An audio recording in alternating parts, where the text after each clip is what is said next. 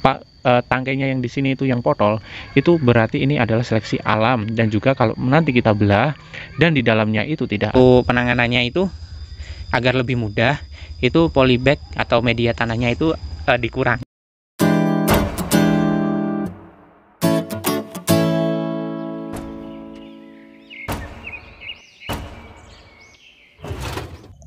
Assalamualaikum warahmatullahi wabarakatuh. Halo Sobat Petani dimanapun Anda berada. Nah, kali ini kita akan mengajak Anda untuk melihat tentang alpukat yang sedang melakukan seleksi alam, yaitu merontokkan dari si buahnya, dan juga melihat tentang pembibitan alpukat milik Bapak Haji Badarudin yang ada di belakang rumah ataupun dekat rumah. Tapi sebelum kita lanjut, jangan lupa klik subscribe dan tombol loncengnya dihidupkan agar kami semangat untuk membangun channel ini dan memberi informasi kepada kalian. Di dalam pertumbuhan buah alpukat, ada yang namanya seleksi alam yang akan merontokkan buah alpukat yang sedang berbuah. Kerontokan tersebut bersifat normal dan bisa terjadi pada alpukat, tetapi tidak semua alpukat akan rontok. Untuk meminimalisir kerontokan diperlukan perawatan mingguan, dan cara tersebut dengan cara penyemprotan atau memberikan asupan nutrisi yang cukup. Berikut ini adalah video dari kami. Nah, oke sahabat botanikal yang selalu bilang sahabat botanikal ya. Ya ini sahabat botanikal, kalau misalnya untuk alpukat yang di depan saya ini, maaf ini rada kurang bersih untuk kameranya, saya lap dulu. Nah, untuk alpukat yang di depan saya ini adalah alpukat dari alpukat peluang. Nah, sekarang lagi musim untuk merontokkan dari si buah. Nah, kenapa kok merontokkan dari si buah? Itu adalah seleksi alam. Maaf, kenapa kok seleksi alam? Nah, karena kalau misalnya jadi semua yang ada di sini itu pasti tangkainya itu tidak kuat, makanya dia akan merontokkan dari si buahnya yang seperti ini. Nah, contoh dari memang seleksi alam itu seperti apa? Nah, kita cuman perlu untuk membelah dari si alpukat tersebut.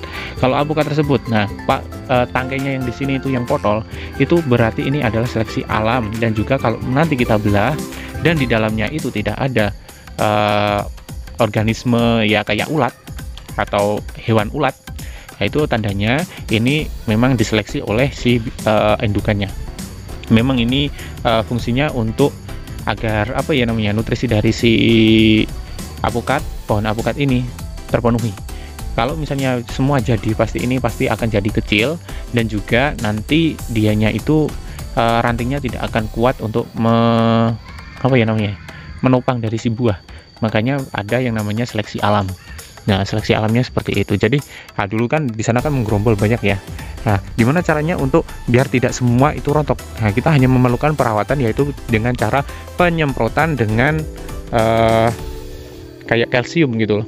Kalsium, terus untuk apa namanya, nutrisinya jangan sampai tidak terpenuhi.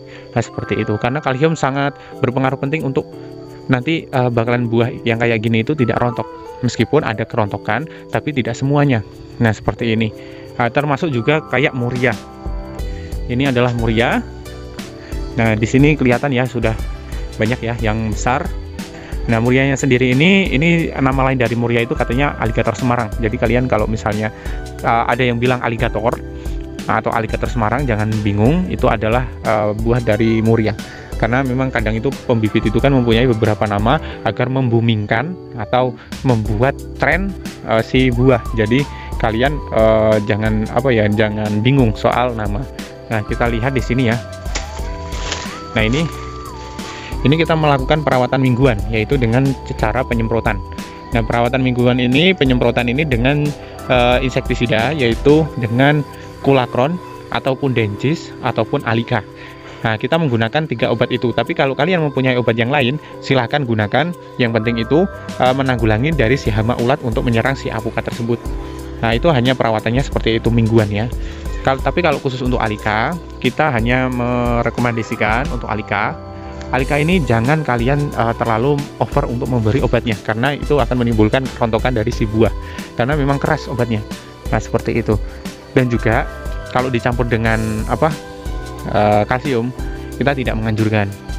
Soalnya kita pernah menyemprot dan ternyata terjadi kerontokan saat kita pencampuran.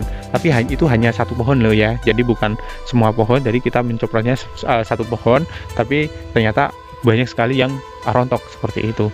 Jadi bukan menyimpulkan, tapi hanya untuk agar tidak apa ya namanya, tidak rugi lah. Kalau kalian menyemprotnya dengan alika terus dengan kalsium atau vitamin, silahkan. tapi kita pernah hanya untuk hanya untuk hati-hati aja, jangan gitu, hanya untuk hati-hati saja. Tapi kalau kalian ingin uji coba ya juga silahkan. Nah seperti itu. Nah ini sahabat botanikal untuk obat-obatannya, kita menggunakan 3 obat ini, yang satu Kulakron, Dencis, sama Alika. Alikanya ini kita gunakan saat kita melihat kayak hama wereng ataupun hama seperti hama belalang. Jadi memang untuk tulang hewan yang tulangnya itu di luar. Nah seperti itu. Jadi bukan tulang yang di dalam. Nah, kalau kulakron itu kita saat melihat kutu putih juga. Sebetulnya kalau untuk Alika itu sembarang jenis hama. Kalau buat Alika sembarang jenis hama kita bisa menggunakannya. Entah itu yang ulat, entah itu yang belalang, entah itu kutu putih ataupun kutu putih atau kutu kebul ya kalau nggak salah ya. Nah, dan juga kalau di sini itu walang sangit, nah, kalau di Jawa, yang membuat bau yang tidak sedap ya. Pokoknya kalau untuk Alika ini untuk semua jenis dari hama. Nah kalau misalnya kalian hanya menemukan untuk ulat saja, kalian menggunakan Dencis saja. Kita bilang Dencis karena kenapa? Karena lebih murah, jadi ekonomis ya, seperti itu. Kalau Dencis ada ulat kita semprot ini, insya Allah akan mati ya, seperti itu. Tapi kalau misalnya untuk kutu kebul gimana? Ini kurang, kalau kita yang rasakan ya, jadinya perlu digarisbawahi yang kita rasakan kalau kita menggunakan Dencis untuk kutu kebul itu kurang bermanfaat. Mungkin ada yang mati tapi tidak keseluruhan, jadi kalian menggunakannya itu adalah Kulakron ya. Jadi memang ada ada segi ekonomisnya, tapi ini hanya untuk ulat. Kalau buat kita ini hanya untuk ulat. Tapi kalau yang Kulakron ini untuk kutu kebul bisa, ulat juga bisa. Tapi kalau belalang tidak bisa, ataupun yang bercangkang atau mempunyai tulang luar seperti itu, kita tidak menggunakan Kulakron karena memang ya kalau kita rasakan kurang efektif. Kalau semut gimana? Kalau semut ya bisa menggunakan Kulakron. Nah, meskipun tulangnya di luar, tapi Kulakron bisa untuk semut. Tapi untuk belalang tidak bisa. Nah, makanya kita mengatasnamakan Alika. Tapi Alika itu ada negatifnya, yaitu kalau kebanyakan takaran, kebanyakan obat, itu bisa membuat kerontokan. Jadi kalian harus berhati-hati, sesuai dengan takaran saja, dan juga jangan berlebihan seperti itu.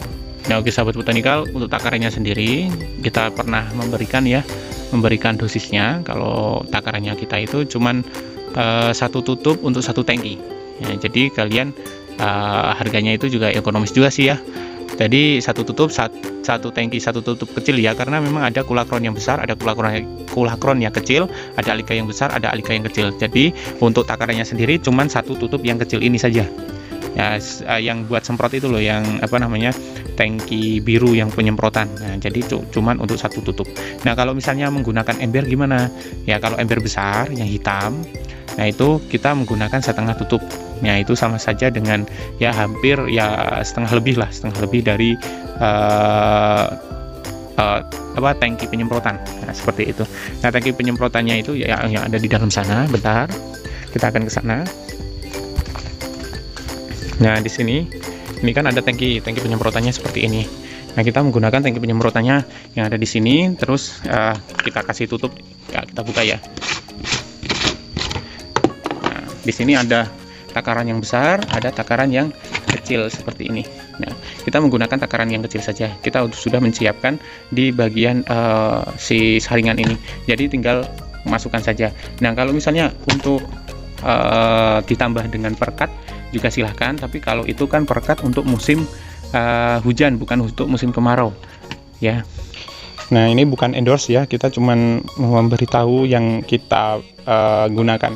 Kita menggunakan super stiker untuk penyemprotan. Ini untuk stiker atau untuk untuk merekatkan dari si apukat ya. Obatnya apukat itu jadi merekat itu lebih lama daripada tidak menggunakan ini.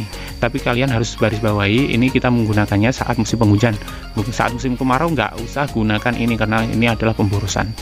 Nah, itu aja. Karena kalau kita menyemprot di lokasi kayak ibaratnya yang musim kemarau panjang, itu kan tidak ada air yang membilas dari si obat tersebut. Jadi ngapain kita menggunakan super sticker? Pastilah obat tersebut itu stay lama di daunnya ataupun di buahnya. Jadi nggak usah pakai super sticker, hanya untuk menghemat pengeluaran saja. Seperti itu. Jadi gunakanlah saat musim penghujan saja, gitu ya. Nah, untuk takarannya kita juga pernah kasih tahu.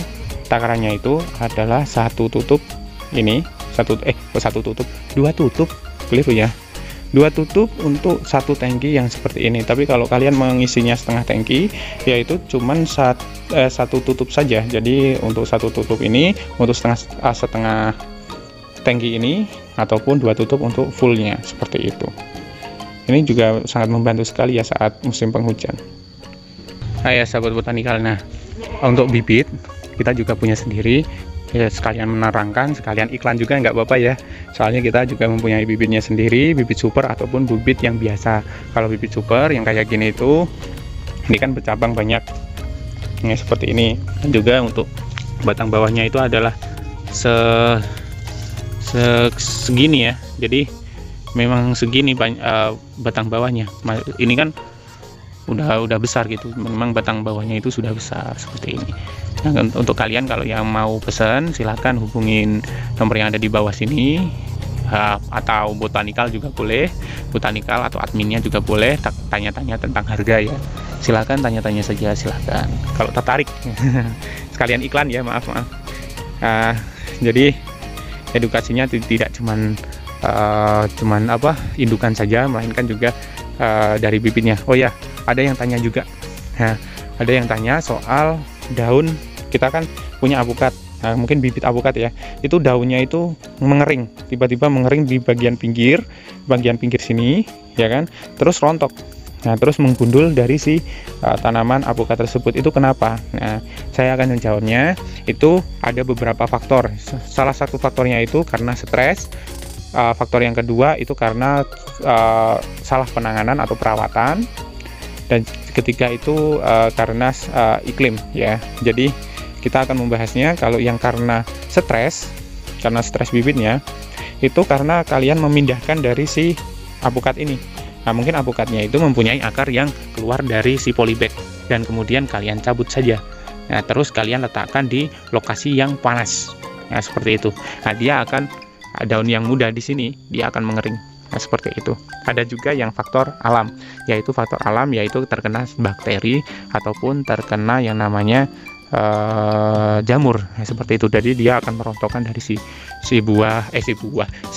bibitnya. Nah, seperti itu. Ada juga salah penanganan. Salah penanganannya seperti apa? Yaitu salah penanganan saat pengecoran. Kelihatannya itu basah di atas, tapi di bawah itu belum basah. Jadi belum kalau bahasa Jawanya itu tutuk. Belum tutuk, udah kalian stop. Belum full, udah kalian stop gitu aja.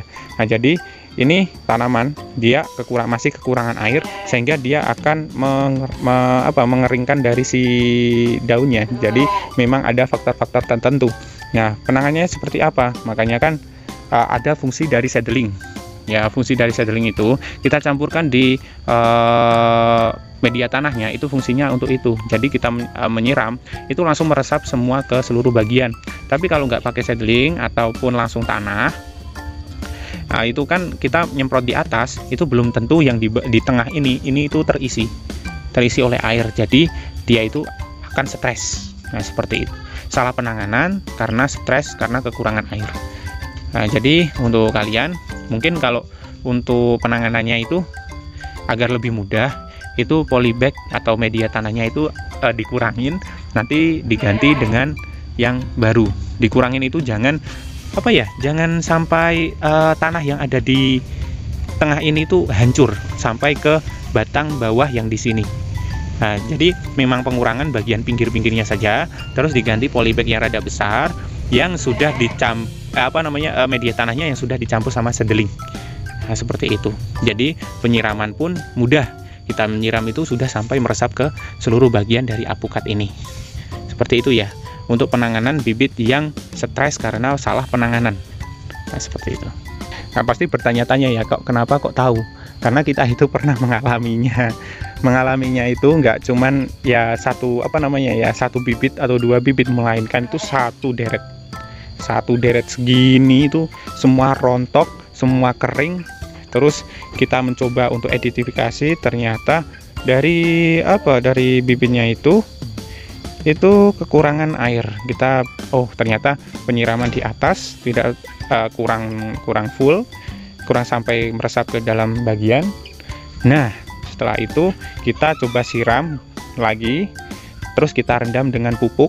Ya, kita rendam dengan pupuk, soalnya kan kalau pupuknya kita itu kan kita rendam di kayak tong itu kan, terus kita kasih air, terus airnya kita ambil, kita campurkan dengan pipisnya kelinci. Nah, terus kita rendam terus nanti akan pulih lagi, tapi pulihnya memang lama, kisaran 2 sampai 3 bulan.